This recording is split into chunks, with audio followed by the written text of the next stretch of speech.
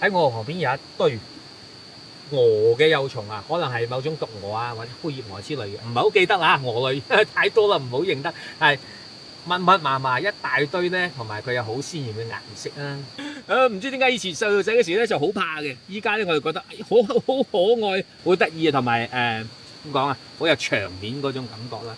而且咧，佢哋已經係比較大條啦，差唔多係應該係末齡嘅蟲。依家喺一塊葉上邊咧有幾十條。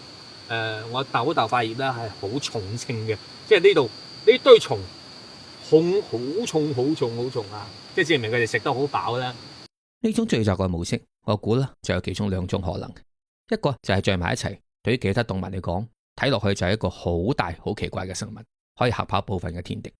另外咧，就算佢唔驚，亦都可以通過數量嘅優勢，你食多幾條就飽啦，係咪？保證有一定數量嘅個體存活落嚟。咁呢一抽咧就比上邊要細少少啦，但係因為佢哋密度好高，所以好重啊！我拎喺手上咧，大概感覺呢度起碼有2-3兩重啦，最少2-3兩重。嗱，我靠近啲啊，咦，係啊，大家可以睇下參照我個面同佢嘅距離啊，睇下佢嘅比例嘅大小啊，係咪好震撼、好壯觀、好大條啊？佢唔係我哋常見最大嘅蛾類嘅幼蟲啦，但係咁大喺埋一堆嘅咧，確實唔多見啦。唔係行山嘅話咧，好難見到呢個場面嘅，我覺得幾有趣，好中意啊！後邊仲有啊，數下幾多條啊？1、2、3、4、5、6、7、8、9、10、11、12、24條呢度，後邊咧仲有6條，上邊咧仲有10零條啦，咁啊有哇40幾50條。